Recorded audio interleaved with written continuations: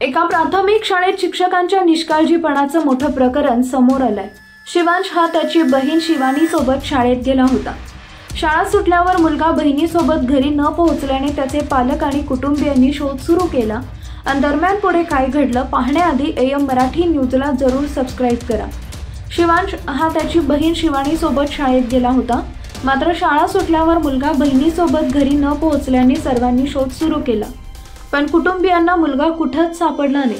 त्यानंतर दुपारी 12 वाजण्याच्या सुमारास गावातील अनुप या तरुणाला शाळेत मुलाचा आवाज आला। घटना प्रयागराज येथील यमुना पार भागातील एका प्राथमिक शाळेतील आहे। अनुप शाळेच्या बाउंड्री वॉलवर चढून आत गेला। मूल रडत असल्याचं त्यानं पाहिलं। तत्काळ या तरुणाने गावकऱ्यांना याची माहिती दिली। काही वेळातच गावातील लोक आणि मुलाचे कुटुंबीयही घटनास्थळी पोहोचले। BSAच्या सूचनेनुसार शिक्षकांनी शाळेत पोहोचून कुलूप उघडलं। त्यानंतर कुटुंबियांनी ग्रामस्थांनी मुलाला शाळेतून सुखरूप बाहेर काढलं।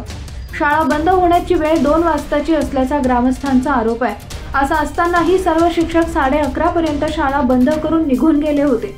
यात प्राथमिक शाळेतील शिक्षकांच्या निष्काळजीपणामुळे शिवांश पाल हा 4 वर्षाचा बालक अनेक तास शाळेत कोंडूनच राहिला।